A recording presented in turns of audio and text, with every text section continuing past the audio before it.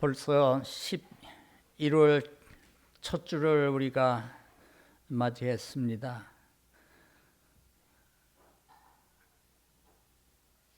어제 뉴저지 성결교회의 김경수 목사님이 사진과 함께 카톡을 보내왔습니다. 작년에 목사님하고 같이 갔던 그 공원에 올해도 야외 예배를 갔습니다. 그리고 목사님 이야기를 하며 모두 보고 싶어 했습니다. 그러면서 사진을 여러 장 보내왔습니다. 엊그제 같은데 정말 1년이 훌쩍 지나갔어요. 톨맨 마운틴이라고 하는 그 공원이 있는데 작년에 거기에 가서 고기도 구워 먹고 야외 예배를 드렸습니다. 이렇게 멈추지 않고 정말로 빠르게 지나가는 이 세월 속에서 오늘 주일을 맞아 함께 상고하고자 하는 말씀은 예수님의 육신의 형제였던 야고보 선생이 우리에게 전해준 야고보서의 이 말씀을 통해서 함께 은혜를 나누고자 합니다. 이 야고보는 예수님이 십자가에 달려 죽으실 때까지도 그 주를 믿지 않았던 사람입니다. 그러나 그 후에 부활하신 예수님이 야고보에게 보이시고 그래서 주를 믿게 되었고 그냥 주를 믿은 평신도에 머무른 것이 아니라 그는 예루살렘 공의회 전도회의의 의장의 자리에 앉아서 사도행전을 보면은 사도들이 전도 여행을 전도 사역을 하고 와서 의장인 야고보에게 보고를 하는 이런 것을 우리가 볼 수가 있고 또 이 야고보 선생은 이 야고보서라고 하는 성경을 기록을 했습니다. 비록 사도는 아니지만은 하나님의 말씀이 야고보서를 기록을 했는데 루터는 이 야고보서가 한낱 지푸라기에 지나지 아니하는 가치 없는 책이라고 그렇게 이 야고보서를 평했었지만은 그러나 나중에 그는 회개했다고 하는 그런 일화가 있습니다. 참으로 귀한 그 진리의 말씀인데 자기가 오해를 했노라고. 이렇게 귀한 종들도 하나님 앞에 큰 인물, 종교 개혁을 일으켰기에 오늘날 우리의 이 개신교가 있게 된 칼빈과 루터 등 이런 귀한 분들도 이렇게 때로는 오해를 할 수도 있고 잘못 판단하는 그런 일도 있구나 하는 것을 우리가 보게 되고 야고보 선생은 엘리야에 관한 말씀을 하면서 엘리야도 우리와 성정이 같은 사람이다. 죽음을 보지 아니하고 하늘로 들려 올라갔다고 해서 하늘에서 불이 떨어져서 응답을 받는 그런 능력을 가졌다고 해서 그가 신은 아니다. 그도 우리와 똑같은 인간의 연약성을 가지고 우리가 갖고 있는 성정을 가진 인간이다. 이런 말씀을 야고보 선생도 했습니다.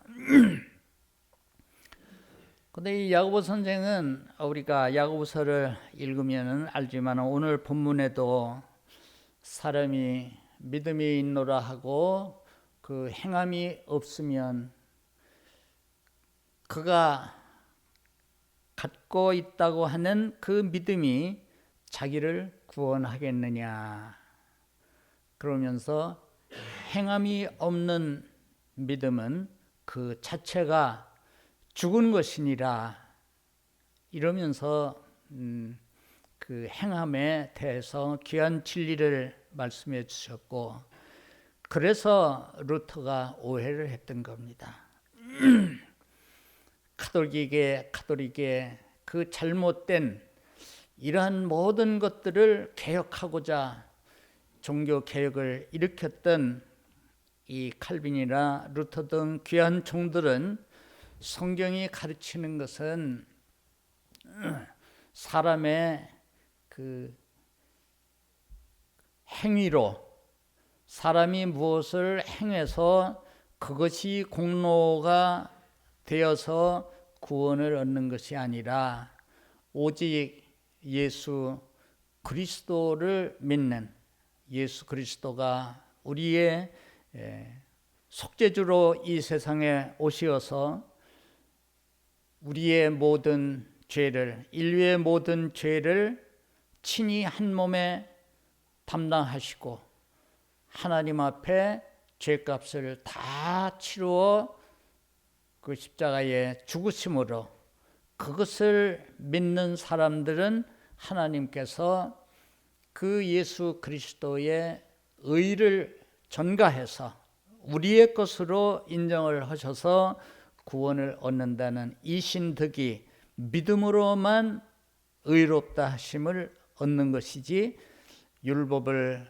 행하거나 사람의 선한 행위로 인해서 하나님 앞에 의롭게 되는 것이 아니다라는, 그것을 그 종교 개혁의 아주 그 핵심으로 이렇게 부르짖었던 루터가 볼 때에는 자꾸 이런 그 행위를 말하니까 그러면은 우리가 종교 개혁을 뭐 일으킬 이유가 뭐가 있나? 사람이 행하는 것으로 구원을 얻는다면 그러면 뭐 예수님이 이 세상에 오실 이유가 뭐가 있겠느냐? 이래서 이제 오해가 있었던 것이지만은 나중에 그분은 깨닫고 야고보서야말로 정말 우리에게 구원을 주시는 참 진리의 말씀이었던 것을 내가 오해를 했노라고 그래 고백을 했다고 그래요. 정말 그렇습니다. 이게 야고보 선생이 하신 이 말씀이 오늘날 많은 예수를 믿고 신앙생활을 한다고 하는 사람들에게서 흔히 볼 수 있는 이러한 상황이기 때문에 오늘 우리는 이 말씀을 참 유의해서 이 말씀을 상고해야 하겠습니다. 그래서 온전한 믿음, 히브리서 기자도 우리가 참 마음과 온전한 믿음으로 하나님께 나아가자, 히브리서 10장 22절에 그런 말씀을 했습니다. 온전한 믿음으로. 우리가 온전하다고 하는 그것은 본래의 것에서 그 훼손되지 않고 고스란히 보존되는 것을 온전하다고 그럽니다. 어떤 사람이 아주 높은 데서 떨어졌는데 그러면은 크게 다치고 몸이 상했어야 되는데 그 사람은 그렇게 위험한 그런 상황에서도 아주 손가락 하나 어디 다치지 않고 아주 온몸이 온전해. 본래의 것이 훼손되지 않고 그대로 보존되는 것을 온전하다고 그랬습니다. 그 성경이 우리들에게 가르치시는 이 믿음, 그 믿음은 온전한 믿음입니다. 예수 그리스도로 말미암아 우리가 믿게 된 그 믿음은 하나님의 선물이요, 성령께서 그렇게 하신 것이기 때문에 그게 이제 온전한 믿음인데,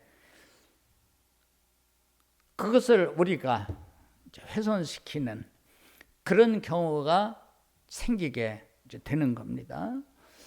바울도 디모데에게 편지하면서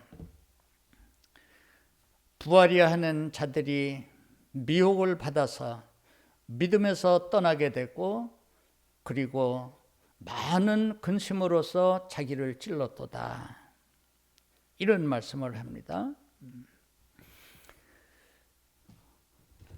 그래서 아주 완전하게 있었던 그것에서 무엇이 부족하면, 무엇이 없으면 그는 불완전한 것이요 온전치 못한 것이 되는데, 우리 다니엘서 읽어보면은 벨사살 왕이 전쟁에서 승리를 하고 승리의 축하 연회를 엽니다. 대소신료들 수많은 사람들을 모아놓고 그리고 승전을 축하하는 그 연회를 여는데, 한참 연회가 무르익었을 때에 갑자기 웬 손이 하나 나타나더니 벽에다 이상한 글씨를 쓰는 거예요. 이거 얼마나 놀랄 일입니까? 근데 그게 무슨 뜻인지 아는 사람이 없습니다. 다니엘이 그것을 해석을 했습니다. 이 글은 메네메네 데겔 우바르신이라, 그 뜻은 하나님의 저울의 왕이 달렸는데 모자랐다, 불합격이라는 얘기입니다. 그래서 이제 읽어보면은 벨사살 왕은 이제 죽임을 당하고 이제 그렇게 됐는데, 모자라는 이것이 얼마의 무게를 지니고 있어야 되는데 달아보니까 거기에 미치지 못해서 근수가 미달됐다. 그는 온전치 못한 겁니다. 그렇죠? 무엇이든지 그것이 규격이 정해져서 그 정한 규격대로 있어야 온전한 것인데, 거기에 미치지 못하면 역시 온전치 못한 것이 됩니다. 사람이 이제 결혼을 하고 아기를 갖게 되는데, 부모들의 입장에서는 온전하게, 그리고 또 인물도 출중하게, 또 건강하게, 또 머리도 좋게, 온갖 좋은 것을 다 가지고 태어나기를 아기를 잉태한 본인도 그렇게 바라고, 또 주변 사람들도 다 그렇게 바랍니다. 근데 바란 대로만 되면은 무슨 걱정이 있겠습니까마는, 태어날 때부터 있어야 될 것이 없는 불완전한, 온전치 못한 상태로 태어나는 이런 경우가 너무도 많이 있지 않겠습니까? 저희 아들이 유전학을 전공하지 않았습니까? 그러니까 의사는 아니지만은 그런 방면에 공부를 했기에 그런 말을 했습니다. 사람이 아이가 잉태되어서 태어나는데 그 태어날 때에 기형아로 태어날 그 요인들이 수만 가지가 있다는 겁니다. 조금만 무엇이 잘못돼도 그 태아가 온전치 못하게 되어서 기형아로 태어날 가능성이 있는 이런 위험 요소가 헤일 수 없이 많이 있기 때문에 멀쩡하게 태어나는 인물이 출중하지 못해도 머리가 그렇게 비상하게 뛰어나지 비록 못하다 할지라도 온 신체가 있어야 될 것이 있도록 그렇게 태어나는 것은 기사이적과 같은 일이에요. 그냥 아들이 하는 소리를 듣고 그렇겠구나. 그래서 다윗은 하나님 앞에 기도할 때에 하나님이 모태에서 나를 조성하셨고 하나님이 나를 지으신 그것이 신묘막측하다. 이렇게 표현을 하고 기도를 했습니다.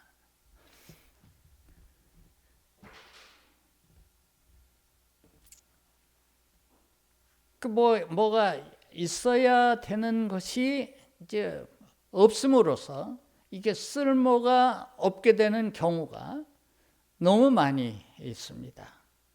그렇죠? 여주 이천은 이제 도자기로 유명한데 그 도자기 굽는 사람들의 그 이야기를 들어보면 정성을 들여서 그것을 빚어가지고 가마에 넣고 정성을 다해서 그것을 굽는데 최종 그것이 완성되어서 가마에서 이제 나올 때 보면 이게 온전치 못한 것들이 많이 나온다는 겁니다. 그래서 그거를 다 깨트려 부숴버린다고 그래요. 이거 아까운 거를 왜 부숴버리느냐고 그랬더니 다른 사람들이 볼 때는 흠이 없는 것 같이는 보이고 멀쩡한데 그런데 전문가인 자기가 볼 때에는 벌써 흠이 있어서 온전치 못하기 때문에 이것은 상품으로의 가치를 잃어버렸기 때문에 이런 것을 그냥 깨트려 버리지 않고 그냥 갖다 버리면 사람들이 이 귀한 거, 이 멀쩡한 거 그리고 다 주워다가 그걸 쓴대요. 그러니까 아예 그를 깨트려 버린다고 그럽니다. 그 이해가 됩니다. 우리의 믿음, 하나님께서 요구하시는 하나님이 보실 때에 받으심직한 믿음뿐만이 아닙니다.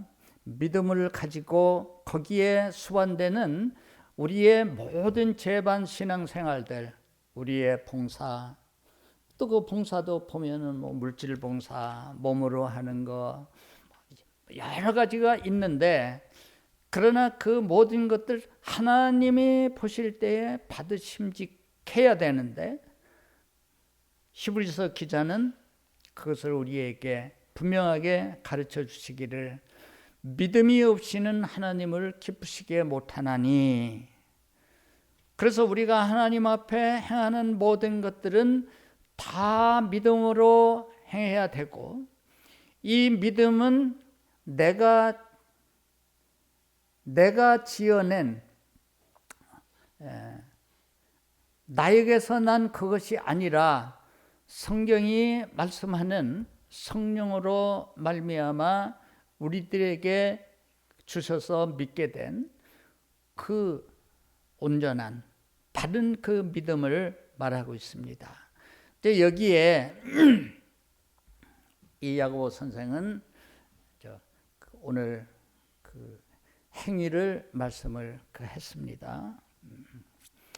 누구든지 믿노라 하고 행위가 없으면 그러면 그 믿음이 자기를 구원하겠느냐. 그런데 정말 그런 경우가 많이 있습니다. 행함은 행함대로. 그래서 행함은 없지만은 본인은 믿는다고 하고 또 자신이 믿는 자신이 갖고 있는 그 신앙을 자기가 신앙이 좋다고 말은 안 하지만은 그러나 자기 스스로 생각할 때는 남만큼은 그런 대로 남들하고 비슷하게 나는 믿고 신앙생활을 한다. 이렇게 여기는 경우가 없지 않아 많이 있습니다. 그러니까 거기에 더해서 오늘날 그 신약 시대에 우리 이제 교회는 행함으로가 아니라 믿음으로 구원을 얻는다고 하는 그것을 늘 강조하다 보니까 행함은 없어도 되는구나. 이렇게 잘못 생각을 할 수가 있습니다. 그래서 두 가지 경우가 있습니다. 어떤 사람은 믿음은 하나도 없어요. 믿음과는 아무 상관이 없어요. 근데 그가 어떤 동기로 교회는 출입을 해. 교회를 다녀요. 근데 그가 타고난 그 성품이 아주 온화하고 인정이 있고 그래서 다른 사람들한테 싫은 소리 안 하고 베푸는 거 좋아하고 그러니까 이런 사람이 어떤 동기로 교회를 다니다 보면 믿음과는 아무 상관이 없이 그 사람의 본래의 타고난 성품에 의하여서 생활하는 그런 좋은 것들이 믿음인 양 이렇게 비춰지는 겁니다. 그러니까 시간이 지나다 보면 이런 사람들이 교회에서 직분도 얻고 또 교회 잘 하니까 주변에 많은 사람들도 아무개 집사는 참 신앙이 좋아. 참 믿음이 좋아. 근데 정작 살펴보면 믿음과는 아무 상관이 없어서 그 사람은 교회에 다니지 아니해도 여러 사람과의 관계에서 그와 같은 이제 좋은 일들을 할 사람이기 때문에 본인도 말하자면은 본인도 잘못 생각하고 그것이 믿음인 줄로 생각을 하고 다른 사람들도 그의 행위만 보고 좋은 믿음을 가진 것으로 그렇게 여길 수도 있습니다. 이제 그런가 하면은 이제 행위는 우리가 언제 믿음으로 구원을 얻었지 우리의 행위로 얻었느냐 해서 이 행위는 전혀 관심 없이 무시해 버리고 그러다 보니까 믿는 사람으로서의 그 모습이 사람들에게 오히려 비난을 받는 그런 경우가 없지 않아 있습니다.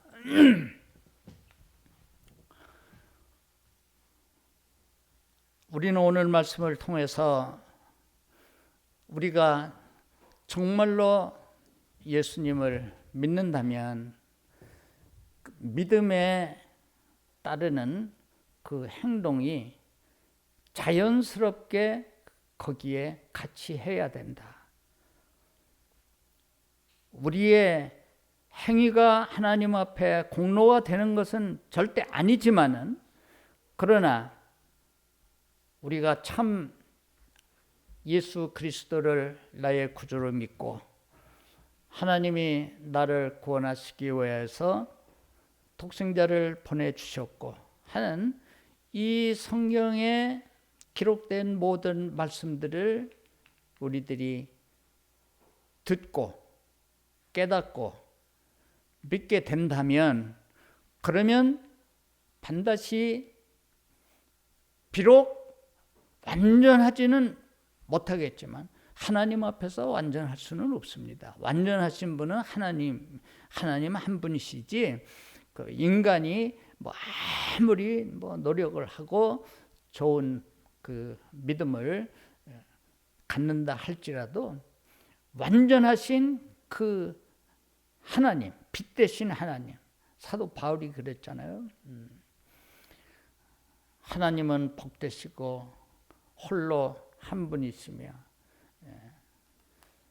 아무도 가지 못할 빛에 거하시고 아무 사람도 보지 못하였고 또 볼 수 없는 자신이, 그래서 그 빛이 되신 그 하나님 앞에 하나님처럼 완전할 수는 없지만은, 그래서 우리는 성경을 읽다 보면은 참 신앙의 위인들이었음에도 불구하고 하나님 앞에 항상 자신들의 허물과 모자람을 인식하고 하나님 앞에 이를 위하여서 회개하고 기도하는 이런 것들을 우리가 볼 수가 있습니다.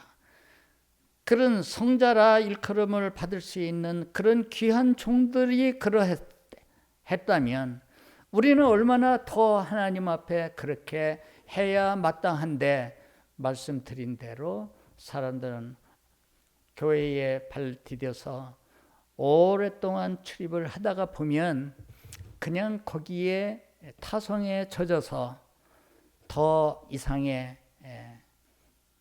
신앙의 그런 발전을 위해 노력하는 그런 의지도 없고 그냥 그렇게 세월을 보내는 그런 경우가 없지 않아 많이 있습니다.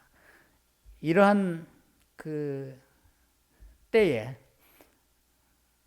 야고보 선생은 우리들에게 귀한 말씀을 주셨습니다. 믿노라 하고 행함이 없으면 그 믿음이 너를 능히 구원하겠느냐? 아브라함이 우리가 믿음의 조상이라고 여기죠. 그래서 아브라함은 참 하나님 앞에 귀한 인물입니다. 그래서 마태도 예수님의 그 족보를 기록할 때에 아브라함과 다윗의 자손 예수 그리스도의 세계라 이러면서 아브라함이 이삭을 낳고 이삭이 야곱을 낳고 쭉 그를 마태복음 1장에 기록을 했습니다. 그러면 그 15장에서 창세기 15장에서 하나님이 아브라함이 하나님을 여호와를 믿음에 이것을 그의 의로 여기셨다고 그랬습니다. 그리고 바울도 로마서에서 아브라함에 관한 그 말씀을 인용하면서 우리에게 그 진리를 가르쳐 주셨는데, 자, 아브라함에게 하나님이 어느 날 느닷없이 아브라함이죠. 그때는 아브라함은 그 후에 하나님이 이름을 고쳐서 아브라함이라 하지 말고 아브라함이라 해라. 그래서 개명된 건데, 마치 사울이었던 그 사람이 이름이 바꾸어서 바울로 이름이 바뀌었던 것처럼 아브라함도 본래는 아브라함이었었는데 아브라함으로 이제 바뀝니다. 너 친척 본토 아비집을 떠나서 내가 네게 지시하는 그 땅으로 가거라. 내가 너를 복주고 또 네게서 난 그 씨를 인하여 하늘의 별처럼 그리고 이 땅의 모래알처럼 많은 민족을 이루게 해주겠다. 아브라함이 본토를 떠날 때에 75세에 떠났다고 그랬습니다. 그리고 이삭을 하나님이 주시겠다고 그 약속을 하신 때가 99살 때. 그래서 이제 100세에 이삭을 낳은 겁니다. 그러니까 75세에 본토 친척 아비집을 떠나서 하나님이 지시하는 그 땅으로 가면서 그러면 얼마를 한 거냐? 거난 24, 5년간을 그가 고향을 떠나서 살았다는 얘기인데, 만일에 아브라함이 오늘날 신자들처럼 입으로만 믿음을 고백하는 그런 형태의 그 생활을 했다면 하나님이 그런 명령을 하실 때 아멘,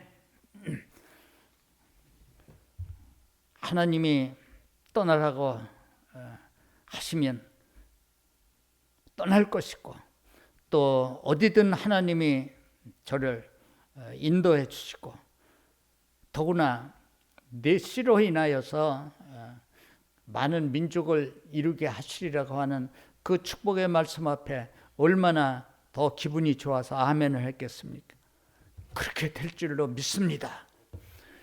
그러면서 그 하나님의 명령 앞에 믿습니다, 믿습니다라고만 해놓고 한 발자국도 그가 옮겨놓는 일이 없었다면 아브라함이 아브라함 됐겠습니까? 아브라함은 하나님의 말씀을 믿을 뿐만 아니라 믿기 때문에 행동이 바로 따라서 나와서 도대체 어디로 가라고 하시는 것인지,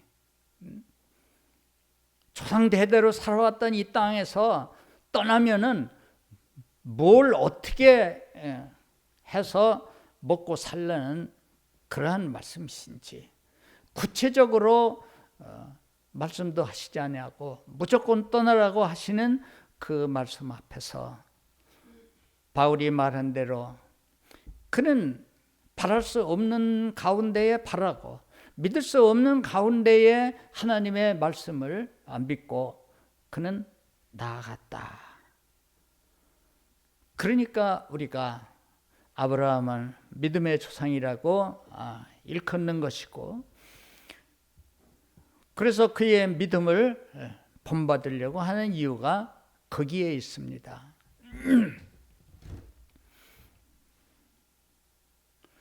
한날 예수님에게 찾아와서 영생에 관해서 질문을 했던 한 관원에게 네가 어떻게 배웠느냐, 율법을 어떻게 배웠느냐, 그 율법에 이렇게 하라고 하나님이 말씀하셨습니다. 그러면 네가 그대로 행하거라. 그랬더니 그건 어려서부터 제가 다 행했습니다. 근데 예수께서 그 청년을 사랑하사 인정하셨다는 겁니다. 어려서부터. 그런데 오히려 내게 부족한 것 하나가 있구나. 네 가진 것 소유를 팔아서 가난한 사람들에게 다 나누어 주고 그리고 나를 쫓거라. 하늘에서 네게 보화가 크리라.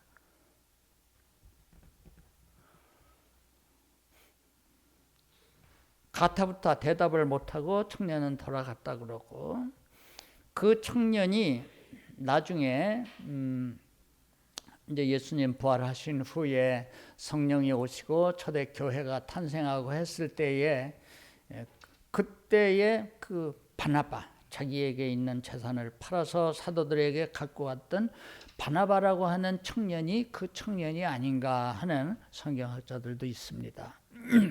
그러니까 뭐 성경에는 뭐 그렇다고 한 데가 없으니까 그럴 개연성은 있을 수 있겠다. 가서 고민을 하고 해야 되나, 그러나 결국에는 결단을 내서 자기에게 있는 소유를 팔아서 사도들 앞에 갖다 바쳐주고, 그래서 바나바는 그야말로 예수님의 12 제자와 함께 그 사도의 반열에서 귀한 일을 했던 것을 사도행전에서 우리가 볼 수가 있습니다. 우리가 하나님 앞에 항상 부족하고 허물이 많은 우리들이지만은, 그래서 어떤 분은 우리는 예수 그리스도로 말미암아 하나님 앞에 성자이면서, 그리스도 안에서는 성자이면서 거룩하신 하나님 앞에서는 또한 영원한 죄인이다. 아니, 성자와 죄인은 서로 상극인데 성자이면서 죄인이다. 아주 그 말은 우리가 깊이 음미해 볼 이러한 말씀이기도 합니다. 우리는 예수 그리스도의 그 의를 힘입어서 하나님 앞에 구원도 얻었고 각종의 온전한 하나님의 선물을 누리고 있지만은, 그러나 완전하신 하나님 앞에서의 우리의 그 모든 신앙생활과 우리의 모습은 너무나도 불완전하고 온전치 못한 것이 많이 있으니, 이를 위해서 우리는 하나님 앞에 겸손히 회개하고 보다 더 온전한 믿음을 소유하고 그 믿음으로 하나님을 기쁘시게 하는 그런 신앙생활을 우리가 해야 되겠다. 그래서 오늘 이 말씀을 이제 나누게 되었습니다. 말씀드린 대로 어떤 사람들은 예수님은 젖혀놓고 자기의 의를 내세워서, 그래서 자기가 무엇을 행함으로 그것으로 인정을 받아서 뭘 하려고 하는 이런 사람들이 교회에는 있을 수 있고,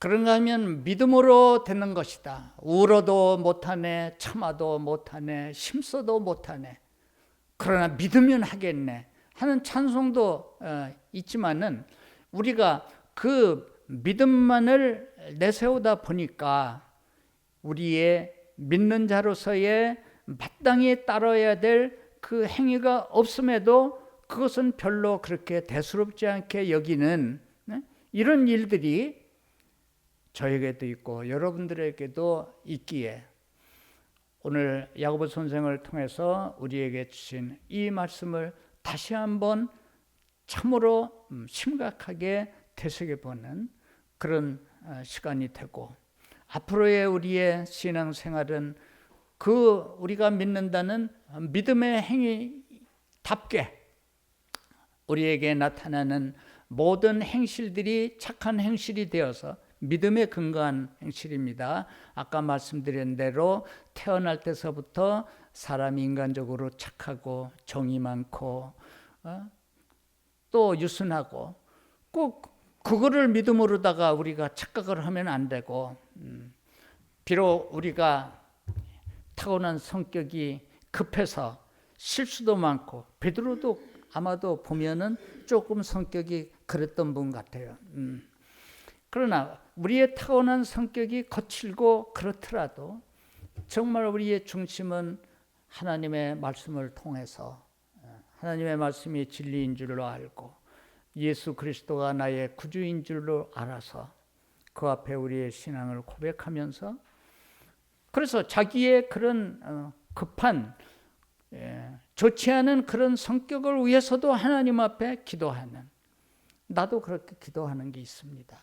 하나님, 나의 이 성격 내가 봐도 이거 참 정말 이거 고쳐야 되는데 이게 잘 안 고쳐지니 하나님께서 이것을 고쳐달라고 저도 기도하는 사람인데, 여러분들도 마찬가지로 하나님 앞에 나의 이러한 부족한, 온전치 못한 이러한 부분들을 깨달아서 하나님 앞에 기도하면서 보다 더 하나님의 기뻐하시는 믿음을 가지고 하나님을 기쁘시게 하는 저와 여러분 되었으면 해서 오늘 이 말씀을 상고하게 되었습니다. 기도합니다. 하나님 아버지, 야고보 선생을 통하여 귀한 진리를 저희들이 배웁니다. 우리가 예수 그리스도를 믿음으로 하나님 앞에 나아가고 그 믿음으로 말미암아 구원도 얻은 것이 사실이지만은 자칫 우리는 입으로만 믿는다고 할 뿐 믿는 사람으로서의 마땅히 행해야 할 이 행위에 대해서는 부족한 것을 저희들이 이 시간에 하나님 앞에 고백합니다. 긍휼히 여겨주셔서 입으로만 믿을 뿐 아니라 우리의 행실로 이 믿음을 증거할 수 있는 온전한 믿음의 소유자가 되게 하시고 이 믿음 가지고 하나님 기쁘시게 하고 여러 사람들에게 그리스도를 증거하고 세상의 소금과 빛의 역할을 감당할 수 있는 우리 교회의 모든 믿음의 식구들 되게 하옵소서. 예수님 이름으로 기도드리옵나이다. 아멘.